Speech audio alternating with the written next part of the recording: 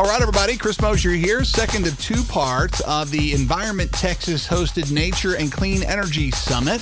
The Progress Texas was proud to join Environment Texas for last week at the wonderful Lady Bird Johnson Wildflower Center in Austin.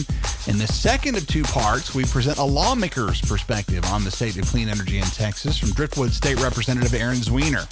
A panel discussion on smart siting, stewardship, implementation, and industry best practices with Texas Conservation Alliance Executive Director Grahame Jones, National Wildlife Federation Gulf of Mexico Campaign Manager Stacy Ortego, American Farmland Trust Texas Smart Solar Specialist Garrett Bader, Apex Clean Energy Manager of State Affairs Laura Merten, and Ørsted North America Head of Government Affairs and Market Strategy Susan Sloan, and a conclusion with a review of attendee table discussions by Sierra Club Lone Star Chapter Director David Cortez. Enjoy. Thank you all. Hope you had a good break. It's now my honor to introduce our next speaker, who's Representative Erin Zwiener, who's probably the biggest champ on environmental issues in the legislature. She's the founder and chair of the House Energy and Climate Caucus, three-time Jeopardy winner, all-around great legislator. Let's welcome Representative Zwiener. Thank you so much, Luke. As Luke mentioned, I'm State Representative Erin Zwiener. I represent the district just south of here in Hays County, District 45. And one of the things I love about my district is that red, blue, purple, green, everyone in Hays County cares about the natural resources. And that's a large part of why folks landed there. I am the only member in the Texas House who has a professional or educational background in environmental issues. I have a degree from the University of Montana in natural resource conservation. And before I got back home to Texas, I worked for Rocky Mountain Elk Foundation and for a local watershed nonprofit called the Blackfoot Challenge.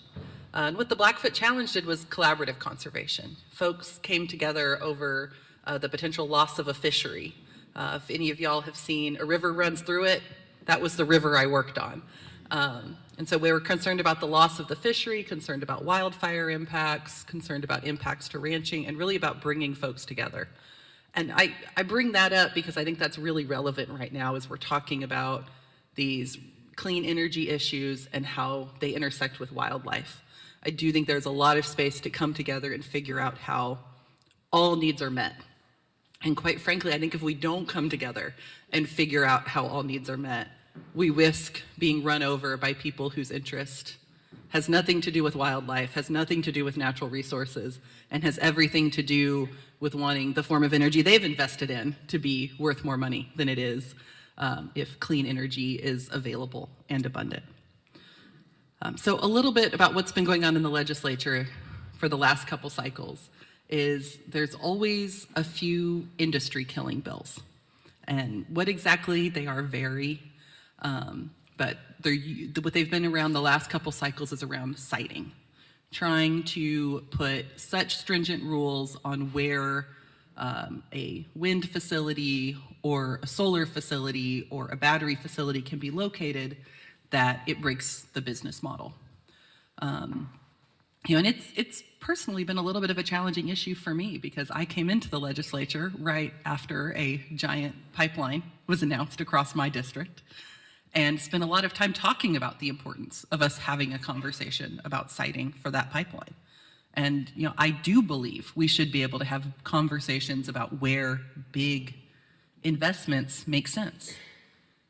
But I'm not okay with us only having those rules for the type of energy that oil and gas world doesn't love as much.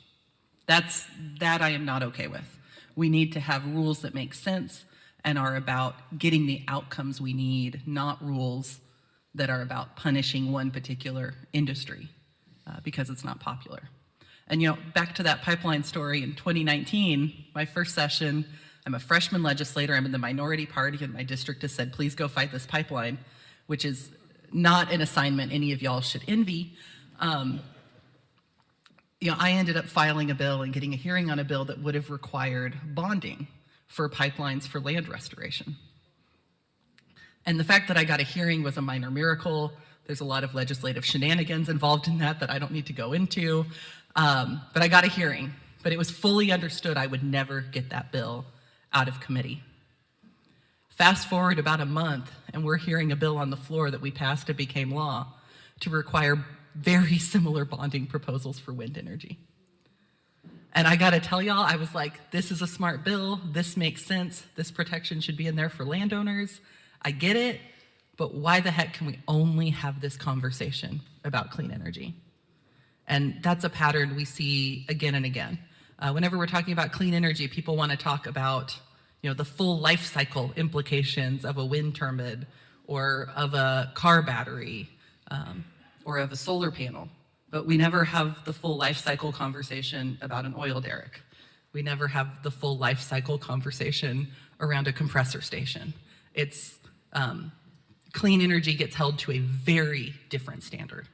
And so that's this challenging conversation we keep having in the legislature.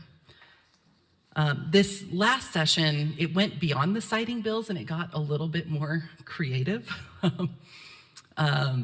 We had a bill about, oh gosh, I'm gonna forget the exact words, but basically a bill about places for planes to practice acrobatics and not having windmills near those. I mean, it was like we were looking for all the secret bills that were actually about windmills that didn't say windmills anywhere in them. And one of them was about planes. And then the one that ended up being sort of the most dramatic all session, we ended up calling the bird bill.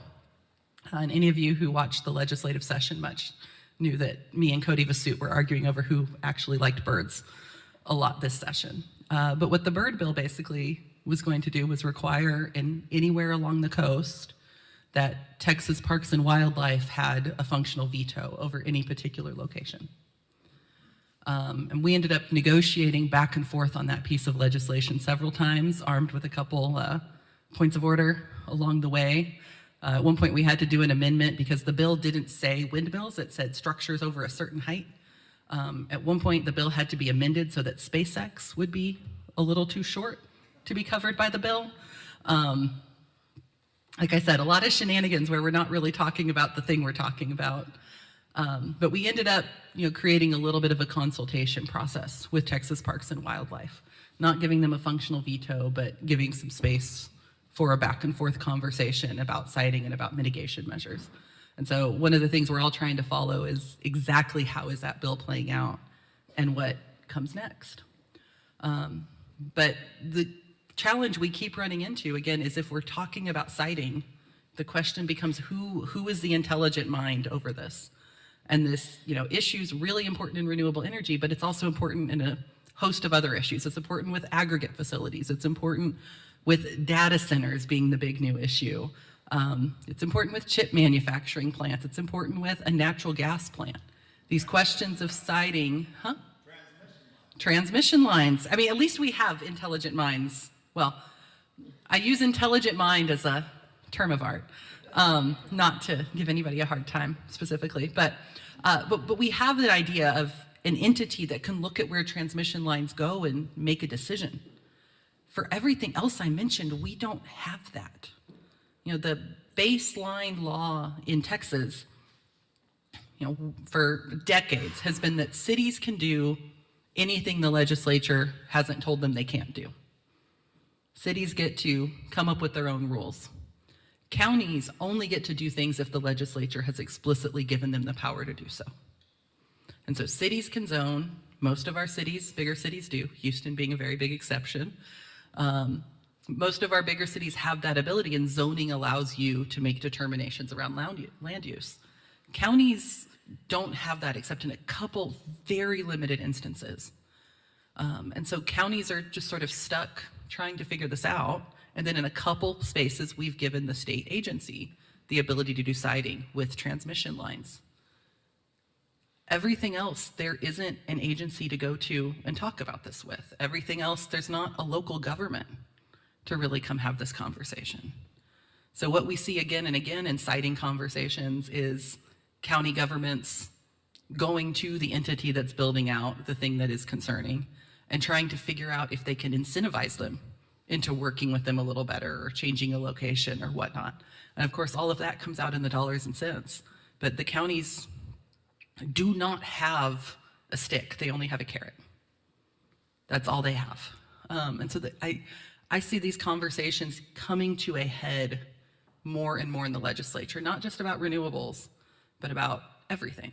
And so I really think the clean energy community has got to get ahead of this, because I think that that dam on siting control is going to break at some point in this state. I can tell you Representative Drew Darby and I and others worked so hard to stop these big bills the last couple sessions. And it gets a little harder each time. Even though it feels like in a lot of ways we're building friends, there's momentum building up on the other side. And now that momentum isn't just about windmills and batteries and solar, it's also about data centers. And so I don't know when that dam breaks, and I think we all need to figure out how we do this well before something that is just utterly punitive comes down from the top. I do want to say I'm really grateful for all the work we've been able to do with the Texas Energy and Climate Caucus. We have educated a lot of members. We are building friends. And there was some amazing organizing going on last session, bringing landowners who had worked with clean energy companies to the legislature to talk to folks about the impact it had had on their lives, their ability to keep, the family farm or ranch. And all of that advocacy is really important. But these issues remain on a knife's edge in the legislature. So with that, let me just go ahead and open to questions, Luke.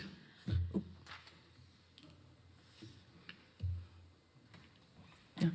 How would you, or what advice would you give to someone who's working in the private sector but wants to help bring more conscious, sustainable, and critical thinking strategies to legislative sessions, propose bills, or try push certain solutions forward to be adopted? Let's say new data centers requiring a certain amount of on-site water use. How would you point them in the right direction? Yeah, that's a good question. So the how to do legislative advocacy question is always really important, but I think business leaders are in one of the strongest positions to do that with our current legislature. We have, I chair the Texas Energy and Climate Caucus. A lot of our members care about climate change. Many of our members are not particularly invested in it, but are invested in interesting energy technologies, in emerging energy industries, and in how Texas remains an energy leader. And so that makes the business community particularly strong to come out and have these conversations about why your proposals are not just about something that feels good to, those dang enviros or whatever, but also about why they make financial sense and economic sense for the state of Texas. The thing I would encourage everyone to keep in mind is most legislators know almost nothing about the energy industry. They've got a couple surface talking points, not all, but a lot of legislators really don't have that base knowledge. And so if you can become a person they rely on and trust, there's so much value in that. Because we all have people we look up and call when there's an issue we don't know anything about. I've got a guy I call every single time there's an issue around roofers in the Texas legislature, which comes up more than you would think. I've got people I call on criminal justice issues. I've got folks I trust. And so if you can become that person somebody trusts, run with that and maintain and build that relationship. The way you build it is you show up with good info. And when I say good info, the good info needs to fit on one page back and forward. Please do not show up with a packet. Huh? I'm not looking at you. I do have some specific people I am thinking about who one day very proudly showed me that they'd finally gotten everything onto a one-pager, and I had to tell them they couldn't use size 8 font. And that it needed to be 12 minimum and 14 would be better. But you can have all that background expertise, but figure out what you can distill for them. We have one engineer in the legislature right now, but he's not coming back. So just remember, most of us are not technical science beasts. More of us are legalese or business. So distill it down for us, bring us that information, and then after you've done that, after you've had that initial meeting, reach out in the next month, touch base, see if there are any questions, cultivate relationships with the staff, see what questions they have, and sort of establish yourself as a touch point for them. Yeah. And how am I reaching out to the staff? How would that individual connect with the representatives or with the legislators? I would just reach out and ask for a meeting. And I would assume your first meeting is going to be with staff. If it's, the way I think of contact with legislators is there's volume-based reach outs and or I should say quantity and quality. Business leader, quality. So you can reach, and when you're offering quality, you can reach out outside of your rep. When it's quantity, people only care if it's their constituents. But if it's quality, get a small group of y'all, go together, ask for meetings. If you can have, if you get 5 people from 5 different districts or operations in their districts, even if you're not a constituent, go have those meetings with those members and explain the business operations in their neck of the woods, explain how it impacts their community. And of course, a lot of this ends up being, in rural parts of Texas, but there's also connections back to the big financial centers for all these projects. There are great companies headquartered in Dallas and headquartered in Houston that these companies are feeding the economy of as well. Is that helpful? Yeah. Yeah, Dale. There are 500,000 EV drivers in Texas. Every session, our state organization tries to stop more penalties being pushed on us. The Trump administration now wants to add an additional $200 per year penalty for driving a zero-emission vehicle. Is there any chance that the state will change their animosity towards zero-emission vehicles and the people that are trying to clean the planet? Yeah, thanks, Dale. I'm pretty annoyed about, the question about the penalties for electric vehicles in Texas. And I should say, to be fair, the folks who advocated for these would not call it a penalty. They would call it electric vehicles paying their fair share since they don't pay the gas tax. Fair share. I'm just saying their statement, Dale. I'm not supporting it. I think is it 200 per year? Okay. Regardless of how many miles you drive. Right. Yeah. My husband did the vehicle registration, so I needed to check the exact amount.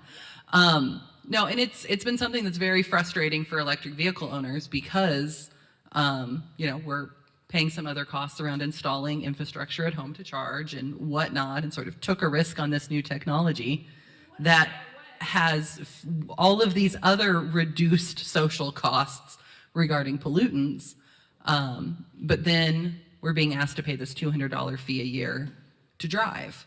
And the F-100 pickup pays about $90 a year in road tax. And the challenge is it's substantially more than what a similar sized vehicle would end up paying in gas taxes.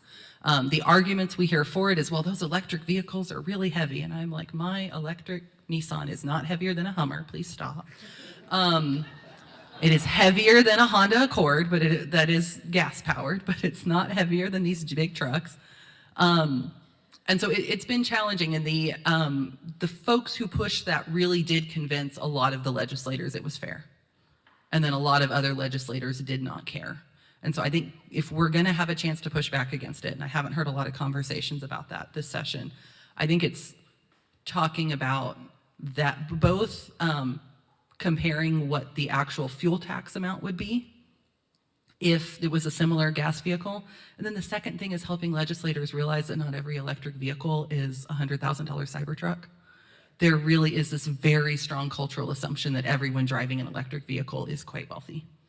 And that's just not where the market is anymore. Thank you. Yeah. My question is about distributed solar and batteries as well. They seem like they're an obvious solution to so many of the issues, ranging from environmental impacts and land use to also transmission and other energy challenges we have here. And yet the legislature seems to spend almost no time on distributed solar in particular, and frankly, the state of, if you look around Texas, the utilities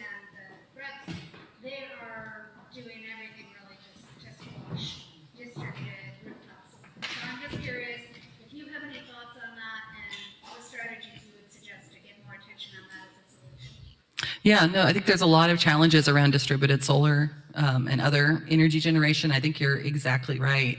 The legislature hasn't invested a lot of time in that, and the sort of rates and the payoff and dynamics for people who do install rooftop solar is so dependent on your local electric provider. I know it was heartbreaking a few years ago when Pedernales Electric Co-op changed their structure in a way that made it almost cost prohibitive to install rooftop solar. It's the challenge of our distributed system, and the question I keep coming back to is, should the legislature be setting a floor for this or finding some way to value that resiliency benefit that's provided by the distribution of energy resources? And, resiliency is something I really believe in. And if you have a field, let's say 10 acres of all solar fields, the tornado hits right there, that's the power for a lot of people. If it's on top of a roof, it's going to go through, it's going to hit some folks' places, not others. Having distribution provides us value and some insulation from natural disasters. It's not perfect, but it provides us some insulation from that.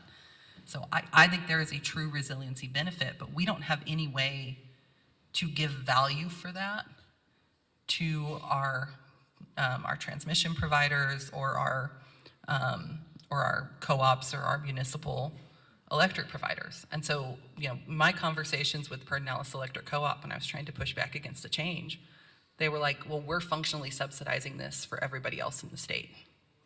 And so to me, the question is, how do we either provide a floor or how do we provide some level of value incentive in order to encourage that distribution? Because if it does end up concentrated within one electric provider, they do feel like they're functionally paying for all this transmission and not getting any revenue associated with it. So I think that's the challenge. But the current the current political climate for anything that reads as incentivizing solar is not great right now. Are you aware of any legislation that would concern solar panels on parking lots? I'm not aware of anything specific to parking lot solar panels. I know we do have a lot of builds with that model, i.e. all the parking lots out at, all the pay-to-pay parking lots out at the Austin airport, I know have that built in. But I'm not aware of any legislation around it at the time, or at the moment.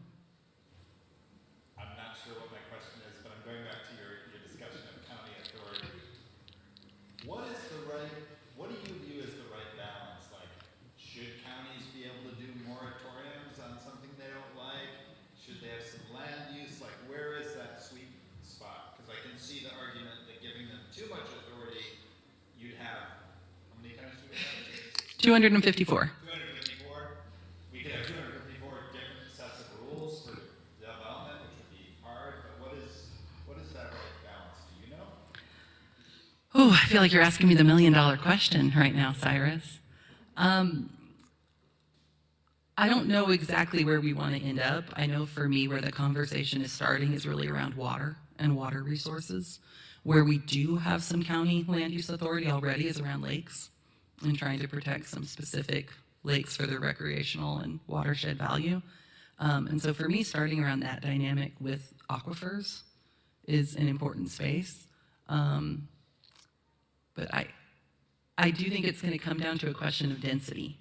And the challenge is, it used to be if you did in a big industrial development or if you did a subdivision, either one, the city next door to you could grab you. And the big power balance was when in 2017 and then follow up in 2019, the legislature really scaled back that annexation authority. And so the question for me is, how do we make sure dense development ends up with some sort of public engagement, public buy-in? To me, that's kind of the core, or that is the core question. And I don't think my colleagues have a very good history of doing a 180 on things they did before. So I doubt the solution is just giving cities annexation authority back. But there's a lot of conversation about the fact that we're essentially recreating cities through municipal use districts right now. Municipal use districts now go out and like contract with the constable to get deputies to patrol just their mud.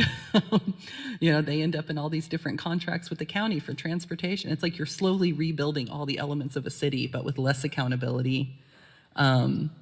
And honestly, less tax rate protections, which feels kind of wild given the current political climate of my legislature. And so I think more and more members are waking up to that. One of the things that was very interesting to me this session is there were 2 different bills that directly would have attacked county authority over development regulations, and we voted both of them down on the House floor, which I would not have imagined 2 or 3 sessions ago. And so seeing that shift tells me there's something in the air. I talk about the water issues in my neck of the woods. My colleagues talk about transportation. They talk about public safety, flooding. All of those issues are adding up where people aren't feeling comfortable with all these decisions being made without any public official in the room. So thank you so much for being a leader on this issue. I'm thinking specifically about data centers. The Green Building Council has been a client for a few years, and we've been trying to lead on this issue, but there wasn't much appetite last session. With Texas aiming to get the vast majority of data centers, more than we could possibly institute in the time frame that they've been proposed to go onto the grid, do you see an opportunity with the next legislative session that we could set a statewide standard? I mean, maybe if we had a few more friendly colleagues, it would help, but if we set a statewide standard, especially around water and energy, would that potentially, I see us almost leading rather than the national, because, what's going to happen in Congress with our current administration and so forth, but a state standard that the rest of the country would somewhat follow would seem possible. Do you see that as something that is a little beyond our grasp to get done? It seems like there's a lot of Republicans wanting to focus on this issue. I think you are barking up exactly the right tree, and I think we need to lean into that moment. There is pushback on data centers across the state, from Hood County to El Paso down to Hays. And if any of y'all know counties in Texas, those counties don't have a lot in common, other than being Texas counties. So it's not a partisan issue. Opposition to data centers is widespread. I think the water use is one of those issues that's really catching on across the state. And you may know I announced a Hays County data center working group where we're going to try and bring folks together and talk about what sort of tools we would like in our neck of the woods. And what's been interesting to me is the reach outs I've gotten from folks in data center world talking about how great their water use policies are and how they would be fine with that being required. And so I think, there, some of what I'm kind of gathering from, sort of the big operators or the folks serving the big operators is that they feel like they've gotten a bad rap from the Bitcoin miners, quite frankly, and how they operate, and some of the other early operators, and they want to go establish that they're not them. So I think there's real possibility for some statewide rules on this. Thank you for being with us today. Sarah was testifying on your county committee, county bill, floods. Thank you for bringing that up. Bring it up again. My question is, we don't think as much about property casualty insurance and the impact of environmental decisions. We're all paying more, and the insurance companies say we're seeing increased frequency and increased intensity of the storm events. And that's all across the board. You pick your type of storm that covers it. How can we tie green infrastructure to have flood control and other issues, as well as building standards, as a package? Kind of following up on Cyrus and Ken's question to you as well. That's just, it's a big issue, but it has a lot of different pieces. And I wonder if property casualty insurance rates and making the building codes more responsive to particular areas of the state that face drought, wildfire, flooding, is a possibility and a way to approach that, or are there other ideas? Thank you. Yeah, thank you. So the question is around the increased costs for property insurance and other costs related to extreme weather events, and what options we have as a legislature. You know, it's funny, we used to joke that Texas had every type of natural disaster except extreme winter storms, and that was a mistake. Whoever said that first is who jinxed us. But yes, we have been seeing insurance rates go up, you know, and I can say personally, my house was not in a floodplain when I bought it, and it is now. And that dynamic is affecting so many people across the state. You know, I think for us to be effective at really tying those values together, we need industry folks to be real frank and talk about the dynamics.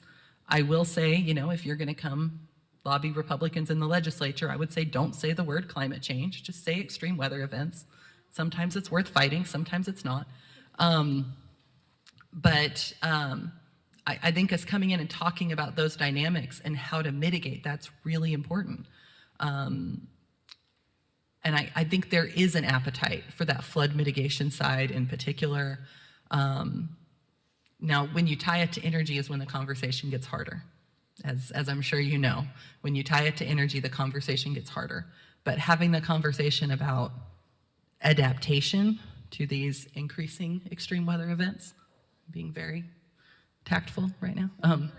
But when you talk about it in adaptation, there is openness. When you talk about, you know, reducing greenhouse gas emissions, the conversation stops very quickly. But when you talk about just adaptation, folks are open-minded to that. And I would love to see more of the insurance world stand up and talk about this. You know, we unfortunately have passed legislation that basically says that insurance world can't factor climate change into any of their rates. The legislation's kind of toothless with the way it's written, but we've had, you know, one member in particular consistently try to tell the insurance industry that they can't factor that in. And so that's something we need to be vigilant of as well. Last question, yeah. I have a question about county jurisdiction. In Cook County, for example, that you had mentioned, there's an unincorporated community tried to become a city to kind of be able to fight back against some of the inability to make rules against different developments. I guess I have a bit of a proportion type question. Do you see that happening more often, that unincorporated areas are going to try to become cities, and what do you make of that approach? Yes, I do. So the question is whether or not we will see more unincorporated areas try to become cities so that they have some land use authority. You know, I'm not an expert in that, so I don't want to get over my skis on it. But I do think we'll see more of that. We also saw some instances of that in relation to aggregate facilities. There's a really big quarry planned in Burnett County, and the folks around it incorporated to try and manage that dynamic. So I think we'll see more of that. I think more and more Texans are realizing that they don't necessarily have the protections of a city and wish they did. You know, I know in my district, I have all these people who are like, why can't I go vote in the Buda City Council election? And I'm like, because you're in the Sunfield mud. And so more and more folks, I think, are realizing that they don't live where they think they did. And especially in these areas where you have a relatively dense subdivision, not right next to a city, and then have something they don't like coming in right next door. I think you're going to see folks trying to use that tool. And honestly, that's a little bit of how it's supposed to work, is once a community gets dense enough, you're supposed to have a city there. That was the model we had, and it's the model that's become broken by the mud model becoming more dominant. So I'm interested to see what keeps happening with it. I will say it's not a quick fix. You know, it's hard to become incorporated, and most cities would get incorporated as a general law city first, not a home rule, and it's the home rule cities that have to be over 5,000 people that have every single tool. General law cities are more limited by by the legislature. So, all right, well, thank y'all so much for having me. Thank you for inviting me.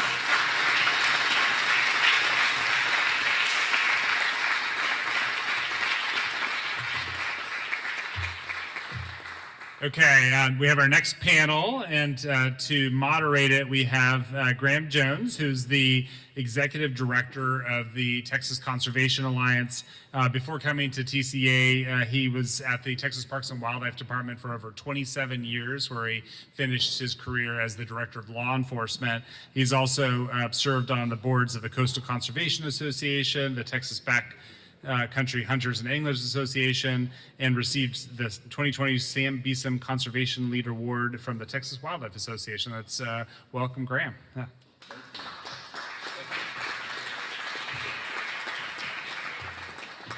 All right, thank you. Appreciate everybody being here, and look forward to this panel discussion. I think we're gonna be seated right over here. I thought this was like, isn't this just a group to oppose the border wall? I thought that's what we were doing today. But I'm sorry, I misread that. But, and also remind me never ever to sign up. If Cyrus is the moderator, those gotcha questions scared me a little bit. So no, just kidding, Cyrus. Very well done. Yeah, appreciate you.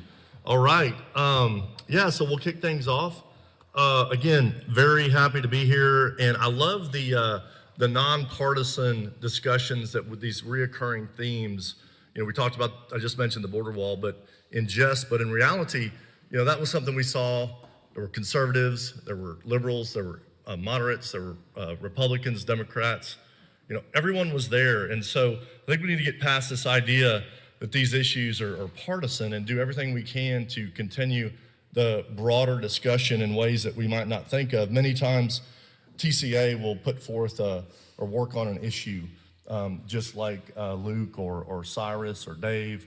And so many times we have on the same sign-on letter, we'll have the Sierra Club and we'll have the Safari Club. And it's like we bring those issues together, we bring those people together in ways that sometimes, you know, we're not thinking of. So at the end of the day, we want to accomplish that mission of conservation and stewardship, the reasons that we're all here today. So with that, again, we're going to be talking about best practices for mitigating impacts for renewable energy, which is important. These issues come up, you know, time and time again. Obviously, renewable energy, as Andy Sansom mentioned, is a critical part of our future, and how we do it, how we go about it is extremely important. So that's those siting issues that we talk about, you know, are very, very important. But it's also about balance, and that's why we have this wonderful panel today, and I think we're going to do some self-introductions here in a second. But Stacy Ortego is with the National Wildlife Federation. We work with NWF very often. TCA, some of y'all may know, some of you may not know that TCA is the state affiliate. So we're the state affiliate for NWF. Very proud to have that relationship and that working relationship together. Garrett is with the American Farmland Trust, and we look forward to hearing from Garrett. Laura is with Apex Clean Energy, and then Susan is with Ørsted. So yeah, I'm gonna let y'all do some self-introductions, and we'll start with Stacy.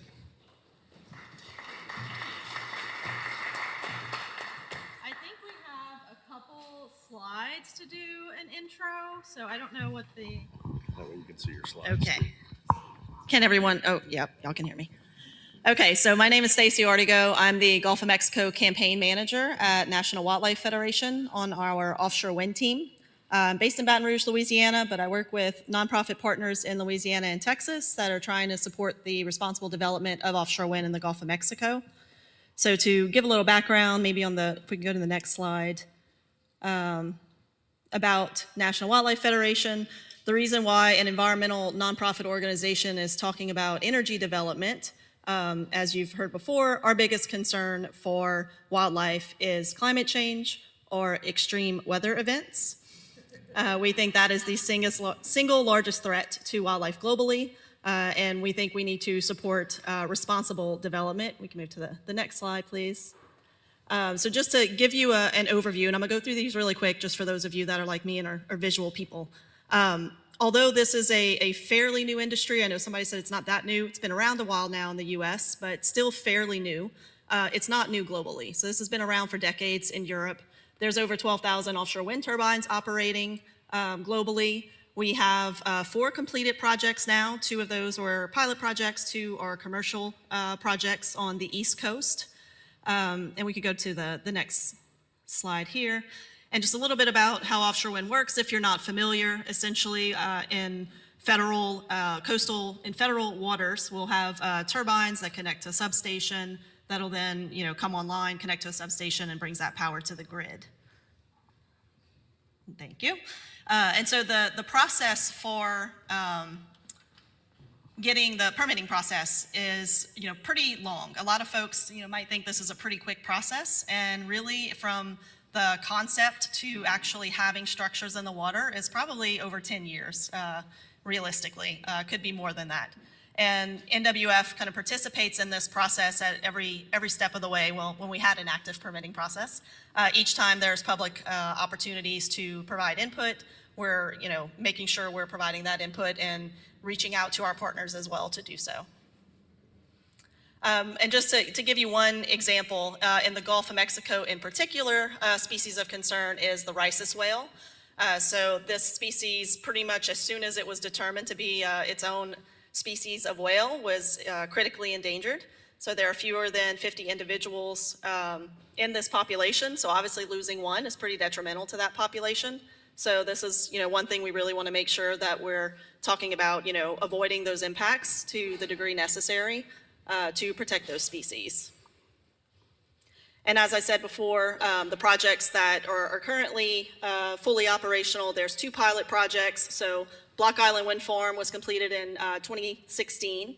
And that was kind of a proof of concept project to see the viability of offshore wind in U.S. waters.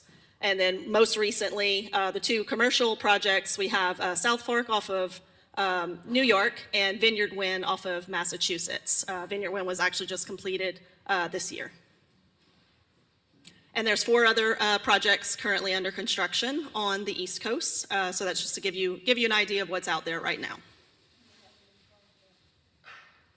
And this is just about renewable energy in Texas. I'm speaking to the choir here, but renewable energy, Texas is leading in that. Texas has plenty of wind, all on land right now. But just even with the fuel mix, I looked as of yesterday, there was about 10%. What time did I do this? At noon yesterday, 10% of our energy mix was coming from wind energy.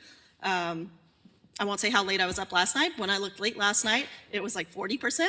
So wind and solar are kind of leading that. So this isn't new to Texas, and Texas really has an opportunity to take advantage of expanding this by bringing offshore wind as well. So that offshore wind potential in the Gulf is strongest off the coast of Texas. So this is from the National Renewable Energy Laboratory, which I think just changed their name to the National Laboratory. But they had this map showing the wind speeds in the Gulf of Mexico. So currently, offshore wind is really only being considered off the coast of Louisiana and Texas. And that is because as you go further east, the wind speeds just are not viable to make this, or not strong enough to make this a viable source of energy right now. So it's off of Louisiana and Texas. Obviously, as you go towards the Mexico border, it gets even stronger.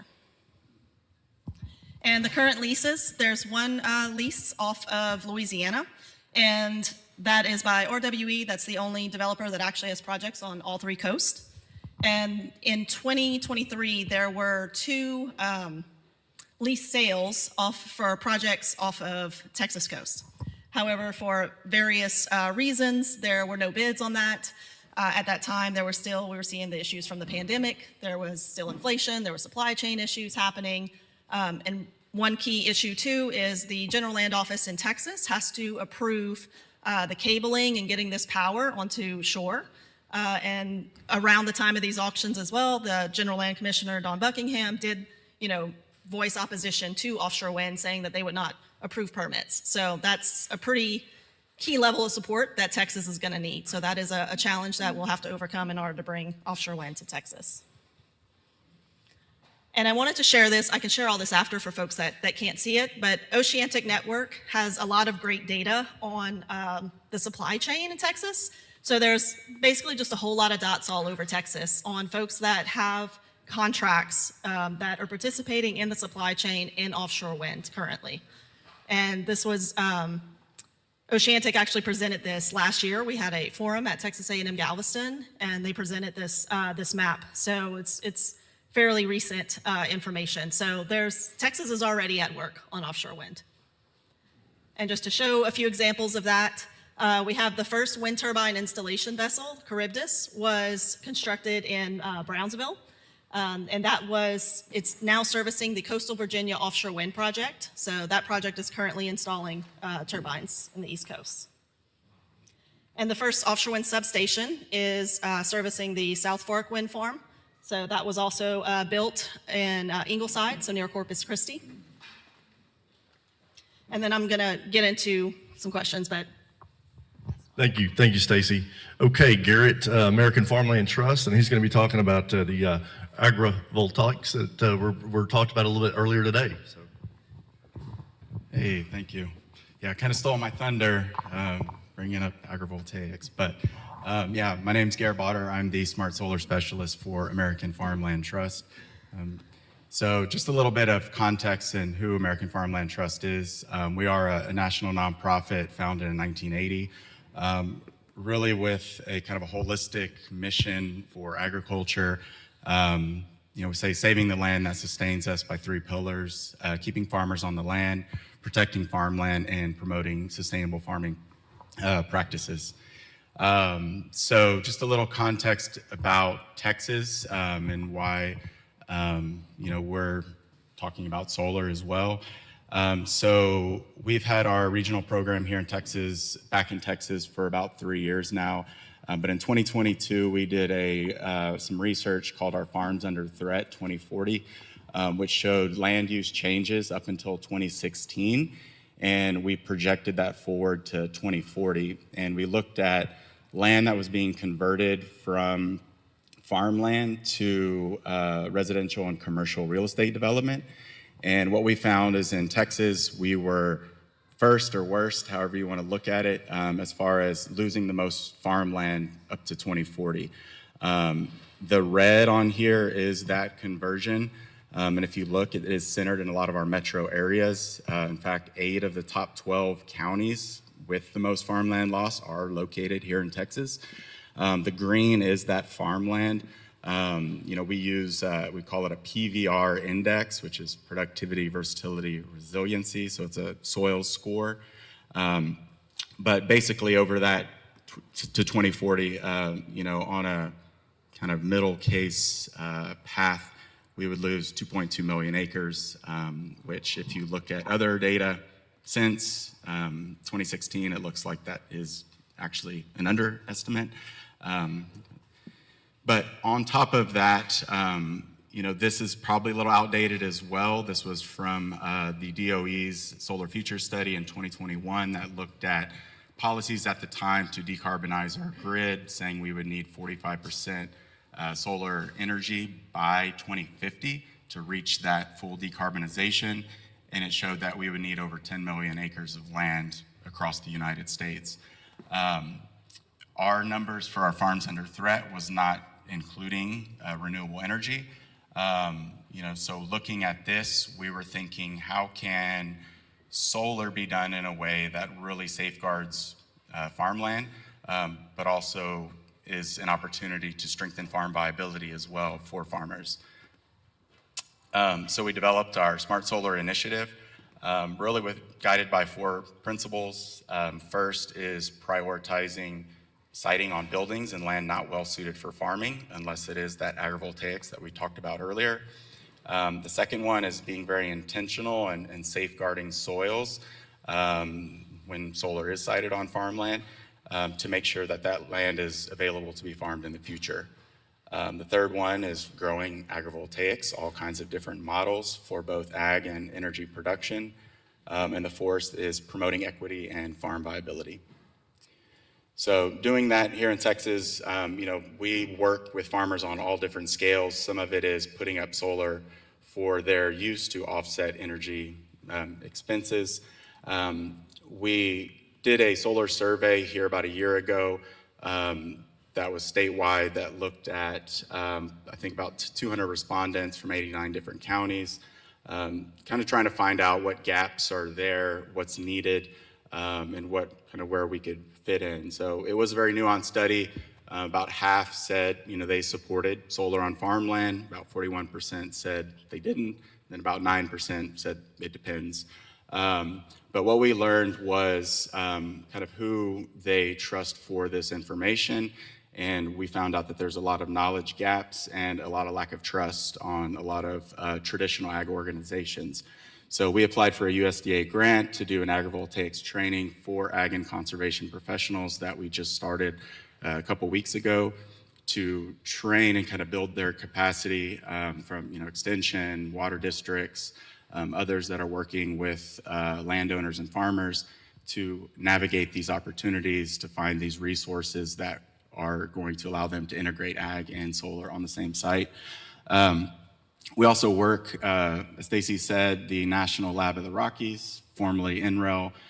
We are collaborating with them and their Inspire team on providing technical assistance for farmers that apply to their program kind of around the country. We did have a farmer here in Central Texas in the first cohort. I think right now they're choosing the second.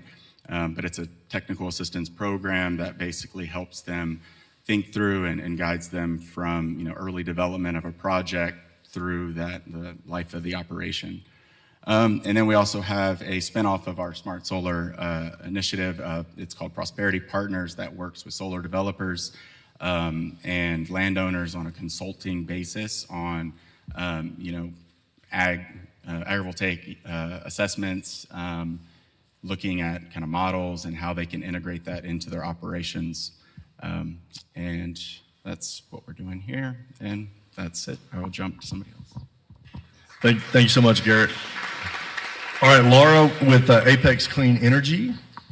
I have no slides, so I will be right here, but I'll be short and sweet. So my name is Laura Merten. I work for Apex Clean Energy. We are a utility scale wind, solar, storage developer with a national footprint, but a heavy emphasis on Texas. We have about 4 gigawatts of operational assets in the state and much more to come in the pipeline. And a big reason why Texas is attractive to the company is, vast available land. It's windy, it's sunny.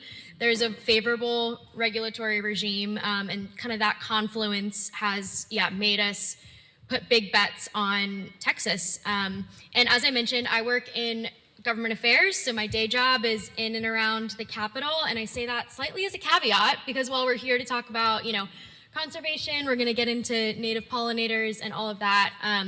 It is one of my favorite things to talk about is the awesome work that Apex is doing in this space, but I do not pretend to be the expert or, devoting my 9 to 5 to that space, but I'm honored to get to talk about what some of my colleagues are doing and why I think it's a great company to work for and to partner with. So thanks for having me.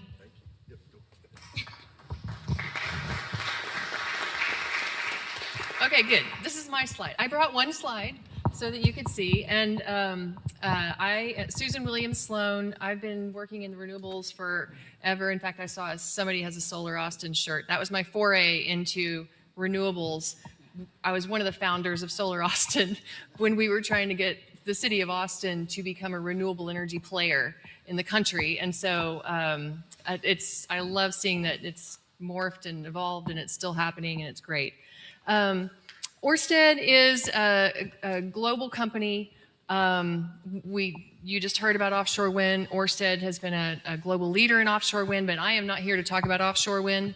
I work on the land side. This is a map showing you where our projects are. We have about 6 gigawatts, a little more than 6 gigawatts of wind, solar, and storage on land across the United States, and about 60% of our on-land business is here in Texas. And so this is an important market for all the reasons Laura said. This is still an important market for us. And so we're very actively working to, make sure that we are doing a great job, that we're competitive, that we are able to site and build projects and connect to the grid and sell to our customers. And so happy to talk about this today. I'm going to give you the same caveat she did. I'm not the subject matter expert. We have those. Ørsted has traditionally been a very, we are a company that used to be called Dong Energy. We're from Denmark, and it was a fossil fuel industry that has made the change to becoming a 100% renewable energy company. And so once they did that, they started expanding. We are now a standalone in the United States, working on renewable energy projects across about 15 states. Thank you, Susan. So we'll jump into some questions, and Luke, just give me the word when I know that the only thing standing between y'all and lunch is us, so we get that. And also just a big hand to Luke, Environment Texas, for bringing everyone together. Thank you. Yeah. So Stacy, at times, of course, we're on a couple of calls a month at minimum. Sometimes it seems like we're on a call once a week or every other day or whatever it is. And we're talking about offshore wind a lot, but it's in one way we perceive it's not really, moving, right? But in other ways it is, and in other places it is. And we have to be ready because we know it's coming, right? So from your perspective, as it relates to offshore wind, what does responsible siting of offshore wind look like at the earliest stages? And how can developers better integrate wildlife and habitat considerations, particularly with marine mammals? We mentioned the rhesus whale earlier, and migratory species before projects are fully developed. And here's the mic. So some of this y'all heard a little bit about already. So what we call the mitigation hierarchy, first and foremost, is making sure that wherever possible, we're avoiding impacts. And then that hierarchy is essentially first you avoid, then you minimize whatever impacts cannot be avoided, then you mitigate further, whenever those cannot be avoided or minimized. Then there's monitoring, there's adaptive management, which we'll talk more about later. But really that is how National Wildlife Federation defines responsible offshore wind development. And so although we are proponents of offshore wind, that doesn't mean we support any and every project that is offshore wind. In fact, NWF in the past has opposed a project that wasn't following responsible development as we define it. So in addition to trying to avoid those impacts, following that mitigation hierarchy, there's considering other ocean uses. We have national security, we have navigation, we have fisheries, making sure you take all of that into context and try to cite these to make space for everyone. Furthermore, engaging tribes, making sure we are early and often engaging stakeholders, making sure that we are not adding to the harms that have already been placed on underserved communities. So we think offshore wind really gives us an opportunity to take the lessons learned from energy development that we've done over the past 100 years and make sure we're not repeating mistakes from the past. So engaging all of these folks. And so that's kind of how we're defining responsible development. So that's first and foremost anytime NWF is engaged in any project that we're talking about. And in this process, there's no matter what development you do, whether that's industrial, whether it's commercial, residential, there's impacts. Any change to the environment is going to have impacts. And so it's kind of a cost-benefit analysis to everything. So we want to make sure that we're reducing those impacts to the degree possible, and also understanding that when you say no to one thing, you are inherently saying yes to another. So making sure that we are, kind of taking the long view of what some local short-term impacts might be and mitigating those to the degree possible, but also seeing what are the long-term benefits from these developments.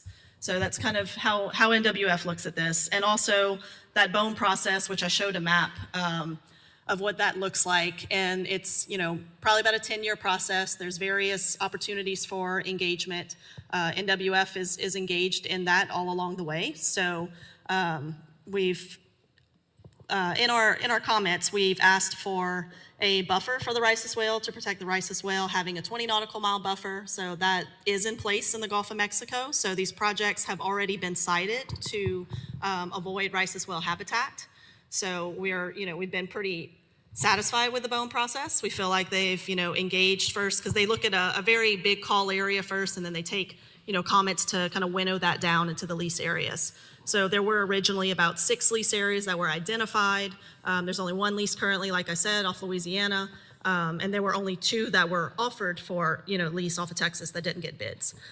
So that's kind of where that process is. And there's also engagement with a lot of different entities. So there's, there's NOAA, there's BOEM, there's, U.S. Fish and Wildlife Service, there's Department of Defense, there's state and local authorities. So it's a pretty extensive permitting process, both from federal agencies, state agencies, and then engaging stakeholders as well.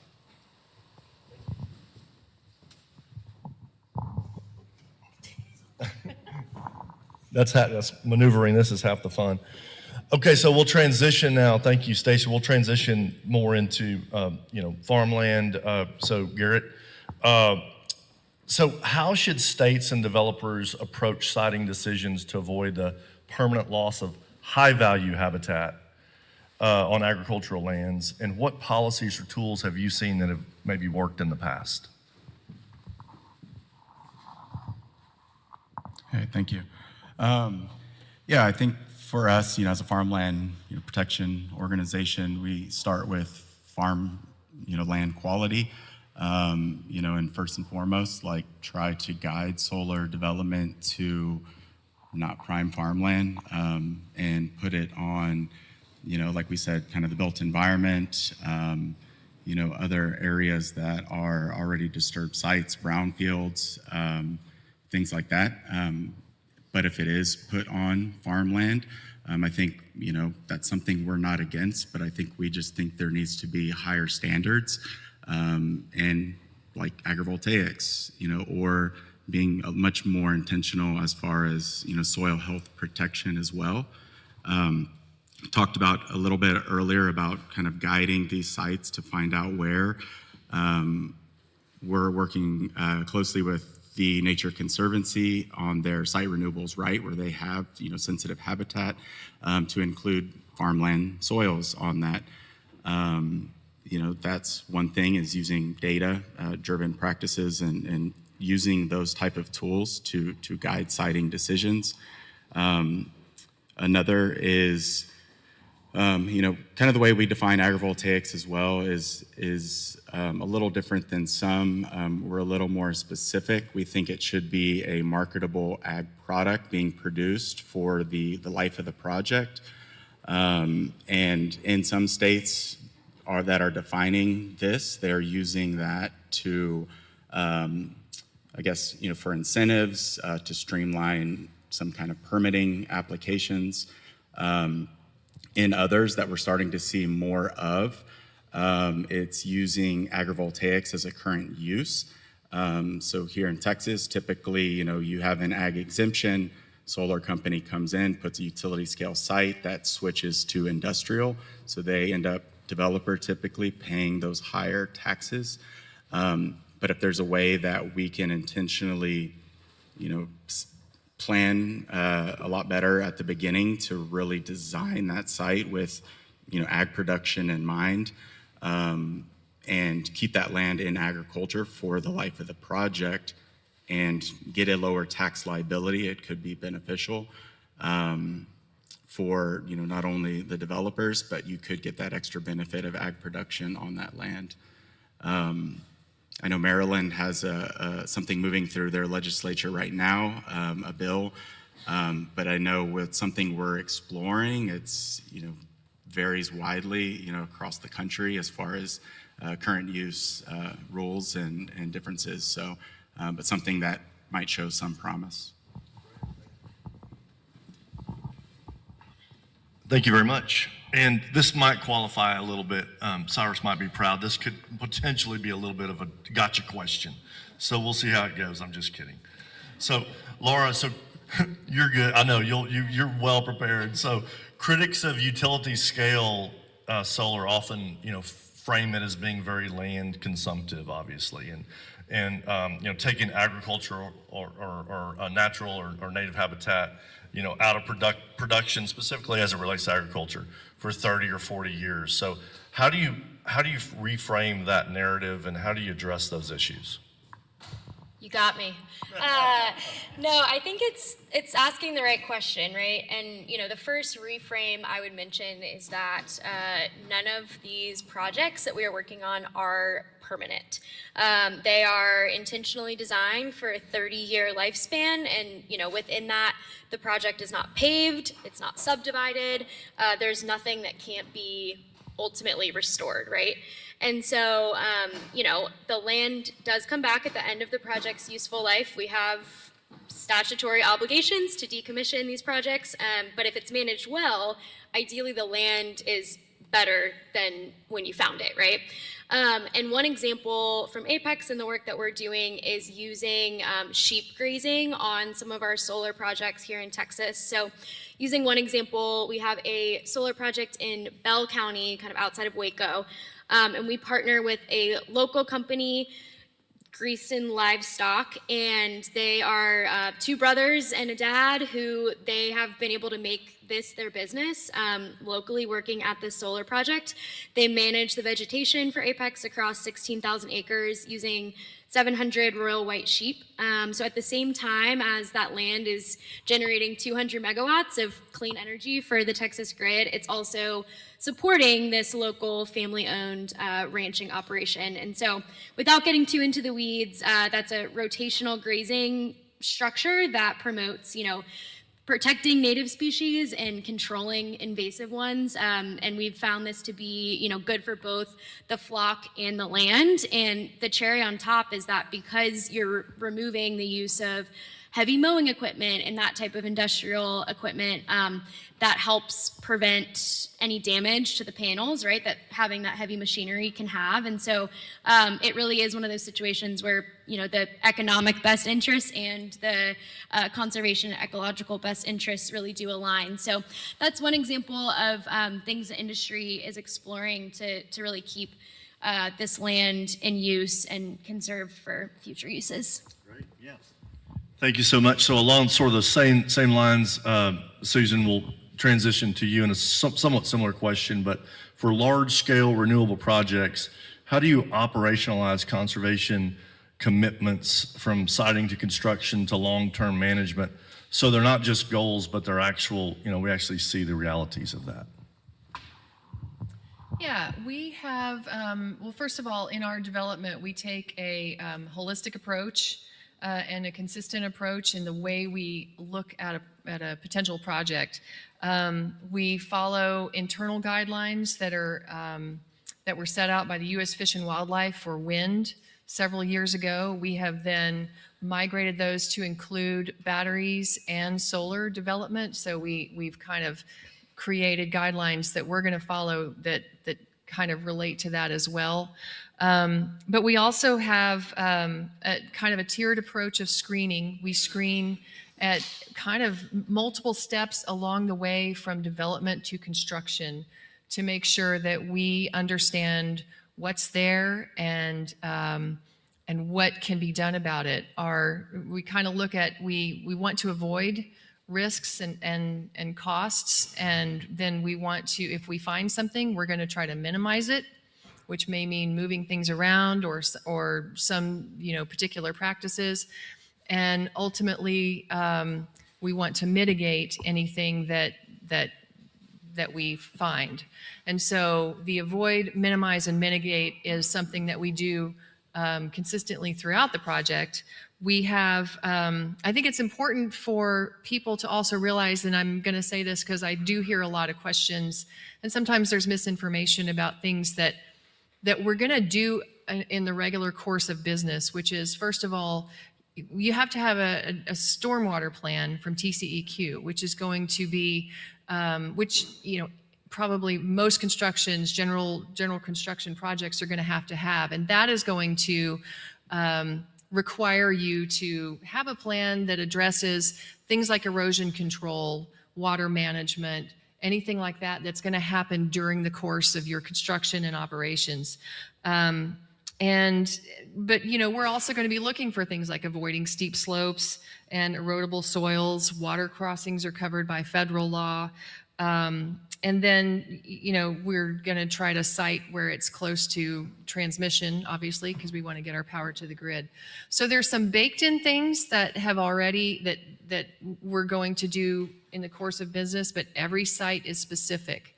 And so when we are in every site, we're going to come up with additional things that might make sense from a habitat perspective. We don't site near wetlands. That's a problem. And so, looking at what's there and how can we make the best of it. We have a couple of projects that we have done where we have found issues related to prairie. And in both of those, we have taken additional actions. When we come across these, we have voluntary conversations with people like Consulting Texas Parks and Wildlife. We do that pretty regularly on our projects as we're developing. We also will collaborate with ENGOs that are relevant, and you may have heard about our Mockingbird project in Lamar County, which is up north of Dallas, where we discovered that when we were buying this property to build a solar project, there was a large contiguous area of blackland prairie that we ended up working with the Nature Conservancy. We built the solar project, avoiding the areas of that untilled prairie, and then in the end we gave almost 1,000 acres to the Nature Conservancy to be preserved for as long as they, for their work. And so that's an example. We have a sort of similar example in a Kansas wind farm that we did. Not every project's the same. We're not going to do that for every project. We're going to look at where we can find a good place to build a project. But I have other examples of things that we're doing in future projects, but that's the kind of work that we're doing. Sure. Thank you. And you mentioned misconceptions and sort of in your introduction to that question. And so when we're shifting back to offshore wind, Stacy, there's lots of perceptions, wide-ranging perceptions about offshore wind. And, some people, absolutely support, and then there's other folks that are, kind of on the fence and have some concerns. So what do you see as the biggest misconceptions or the largest misconception as it relates to offshore wind? Yeah, I think probably one of the biggest misconceptions would be that offshore wind is not compatible with healthy marine ecosystems. And like we said, not transitioning to cleaner forms of energy will be more detrimental to wildlife. That being said, you have to do this responsibly. And as I mentioned before, that federal process, the Bureau of Ocean Energy Management, BOEM, has avoided rice whale habitat. They put, mandates on monitoring. There's adaptive management measures that are in place. So we do believe that is compatible to healthy ecosystems, but that's also going to require to monitor and make sure, and we'll talk about adaptive management, but making sure we're taking into account and having those best management practices. Like NWF has advocated for 10 knot vessel speed restrictions, even a little slower if you run into like jellyfish aggregations or floating mats that would attract sea turtles.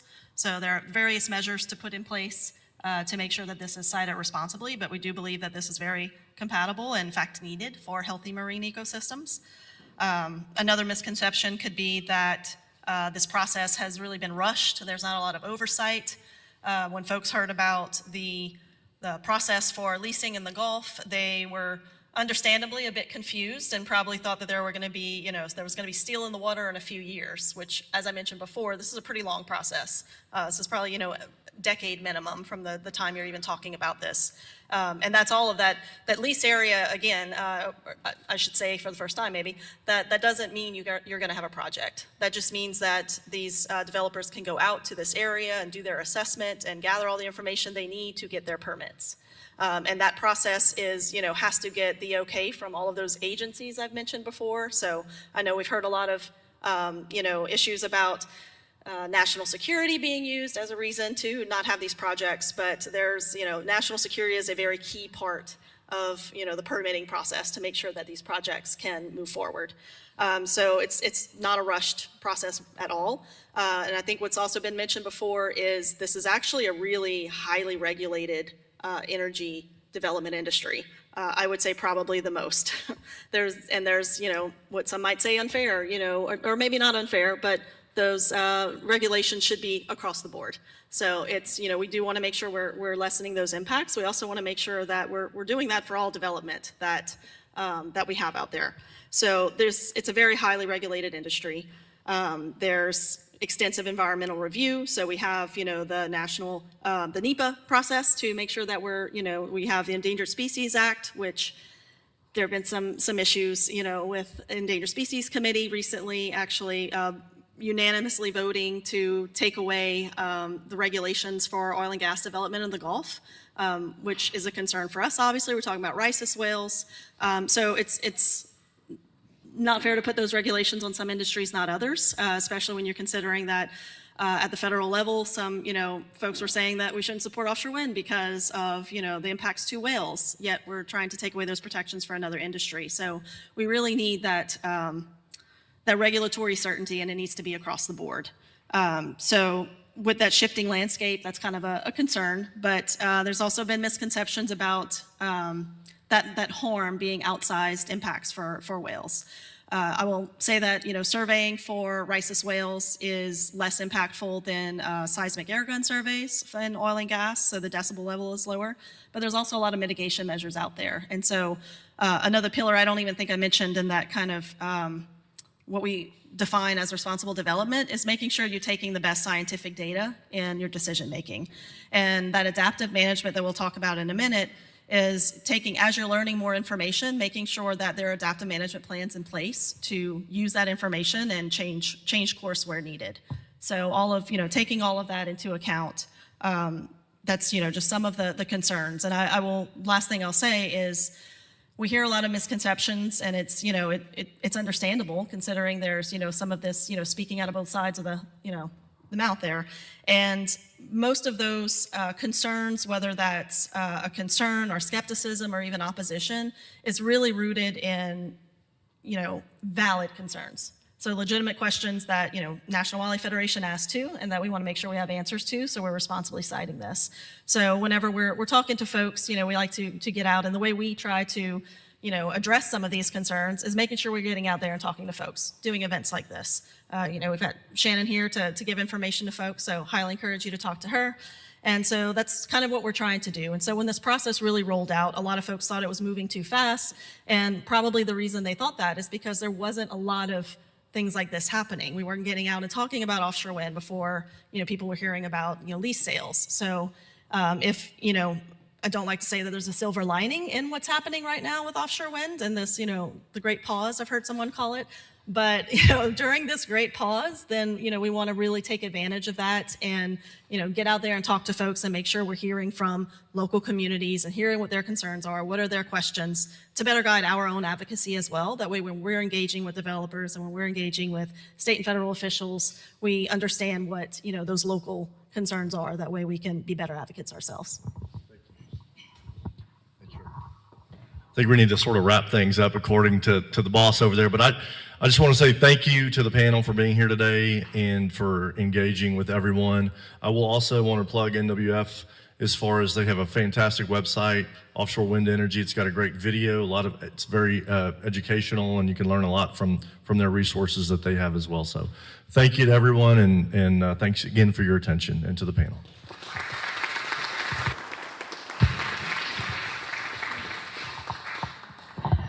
All right. My name is Dave Cortez. I'm the director of the Sierra Club Lone Star chapter. This is my colleague, Shane Johnson. We just want to get a little feedback from you all. I'm sure you talked about a lot of wonderful clean energy things or other things happening in the world. We're going to take a few notes on them. But this has been a great learning time today. Every time we come together, it's always a good chance to challenge what I already think I know about clean energy, and I hope you learned something too. So, was anybody here, raise your hand if you have been assigned as a table captain? Did they all leave? Yeah. They're all getting ready for the Champions League game. Yeah. Well, I took all of Graham's time talking, so I'm not going to call on him just yet. But let me just start with this first table. I'm curious, what was a standout thing y'all learned today, or a topic that you talked about? And feel free to speak to the room. Yeah, from there. We were kind of struck with the uneven playing field and the way the efforts are to make it even more uneven, as opposed to, if it was like all options on the table kind of thing, fine, but all options were, when I'm trying to find out and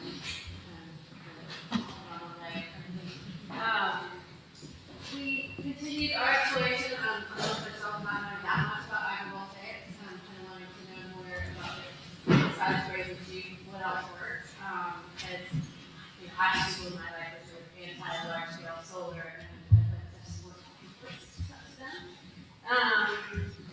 what else? Just the ways, other ways that can help, like, they're using it to shape aqueducts or shape lakes or shape things, because it's got vibration, keeps things cooler, makes it more pleasant. So how can we work in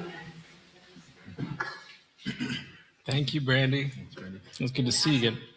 Go ahead. We also talked about the permitting process, if we could have a consistent permitting process for rooftop or local solar across the state, that would help speed things up and lower costs. For example, what they do in Australia, which is a federal interpretation and implementation of the guidelines, so their costs are way lower than they are here. Right on.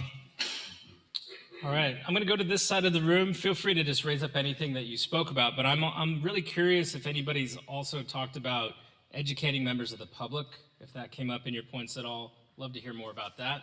Otherwise, go ahead. Let me go to the table here with Matt.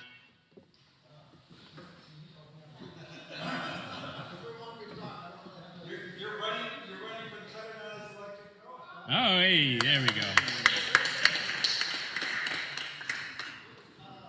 I guess the one thing we talked about, the one thing we kind of had quick report on, because I must admit our conversations ran lots Of course they do. was that the distributed energy resource development and statewide rules that might encourage it, some minimum level of support. That seemed like something that is probably the nearest to having broad consensus in doing this, because it does affect homeowners. The technology is more broadly familiar now, so a lot of people are interested in that. Right on. And then as a large farm owner, I'm just going to make a comment about agrivoltaics, that while we're doing flood irrigation of cotton or alfalfa in Texas, neither of those things are an issue. And there's no land use issue if we're willing to, consume land in some of those activities. Obviously, we've got plenty of land if we're doing water-intensive crops in marginal valley. Here. All right. Let me go over here. Kaiba and Lizzie. Anybody? Well, we talked a little bit about the offshore wind and protecting rice fields, and the difference between the solar industry and supporter, wind industry and supporters are, more than eager to suppose buffers and protect the species where both sides are trying to do research. And since somebody has responsibility and kind of musing about whether or not the oil and gas industry is going to expect that to continue, or whether it's going to crash into grandfather, or how that is going to be short-term impact, long-term impact. Of course, for the members of the species, like short-term might be able to have. So yeah, there's a discussion there. I talked a little bit about agrivoltaics and definitely an interest in learning more about the options, particularly, are there other options, places where, maybe there's not farming activity happening, or maybe the farmland is not very attractive for farming? Is there, what other options can be done to at least add to conservation practices within solar in those areas? Talk a little bit about the importance of talking to other people as a way of spreading ideas and personal action. Awesome. Thanks. That's good. Anything else to add from that table? I know there's some conversations back here. I don't know if this group wants to share anything. Yeah, Greg's standing like me. We talked about other things, how we should communicate with public renewable energy conservation and not being exclusive. Cool. Really just talk about code switching, framing, meeting people where they're at, Yeah. and having that point of agreement or mutualism or something that everyone can get behind, and have that kind language, because environmentalists denote the finger wave or giving the finger in the wrong kind of way. So coming at it in a more positive light, something that is more pocket friendly, it's either digestible or it goes straight into your wallet type language. So that's what we talk about. Love it. All right. I'm going to make my way to that back table over there. I'm sorry I don't know any of y'all. But please, any main issue that you all enjoyed talking about over lunch?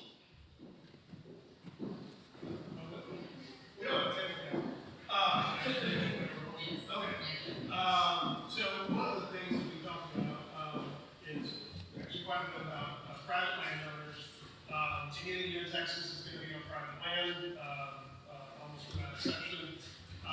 And we saw it with the last session and the citing bill for renewables, and how you got, even within this landowner rights groups, you've got landowners on both sides of the issue. I work with private landowners all the time, and we absolutely have maybe 50-50 on both sides of the issue. I want to be able to do what I want with my land. I don't want you to be able to do something that I don't like with your land. Yeah. And that's a strange dichotomy. And it doesn't seem on the lines of this uneven application of regulation, perhaps. That doesn't seem to come up as much on the oil and gas side of things. Right? We don't tell somebody you can't explore minerals on your property because of the noise or the flaring or whatever it is. But we want to be able, some of us want to be able to say, you can't put this oil from there. I don't look at it. I don't want to look at those windows. And they're both genuine perspectives, right? So how do you do that? I think the other thing, I'm editorializing at this point, we didn't discuss this, but I think that, you need good local stories. The other thing we talk about is recycling. Some of those end products for renewable wind turbine recycling, solar panel recycling, whatever it is. But folks, that's 20 or 30 years out, right? And I don't think folks believe that it's going to happen. And so you need good local success stories to communicate to those people in that area. And yes, what we say is going to happen is actually going to happen.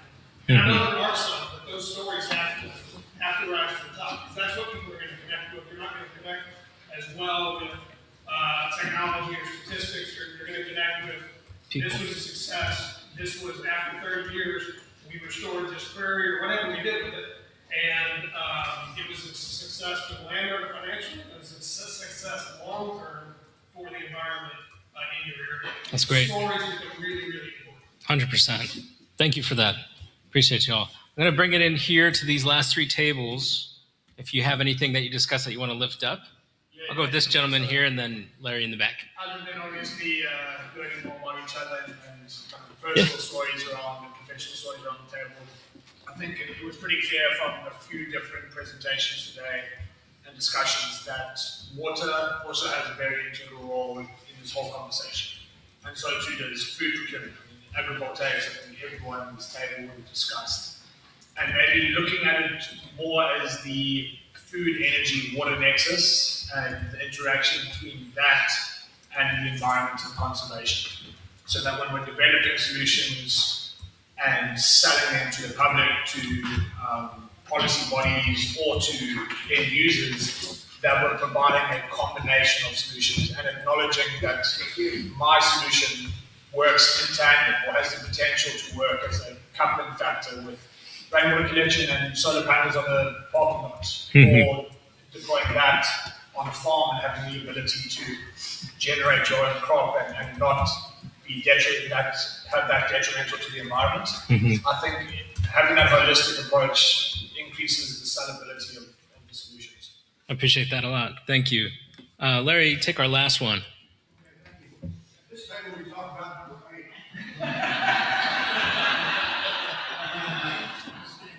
The first area we talked about is the battery energy storage system and how much we need to be in the communities, talking to county commissioners, talking to city planners, because that's where the real battle is for battery energy storage today. And so we're looking for people who will be interested in learning about that and have the willingness to go talk to your local groups. And Austin Energy is one that we're looking at now. But there are some counties like Manzac County and Leslie County where grassroots level opposition stopped battery projects. So we need to find grassroots level responses. And then the second thing we talk about at this table is the faith response and thinking about Christian faith and how we bring Christians into this discussion. And so we teach on that, and I'm glad to talk about that in your church, in your home faith community, and actually Jewish communities as well, because the Jewish Christian thought overlaps very well. So those are the two topics here. Number 8. Yeah. Appreciate you, Larry. And thank you all. I'm curious, is anybody here visited with their state representative or senator before? Can you put your hand up? Okay, let's flip it. Who has not ever visited with their state lawmaker before? And it's okay, don't be shy. I know some of y'all are keeping your hands down. Okay, so that's an easy thing to do that we say in our work, but from your shoes, I get it. It might be a bit intimidating, right? Who is this person? They have a lot of power, they dress really well, their boots are cleaner than mine have ever been. How do I do it? What do I say? Do I have the talking points?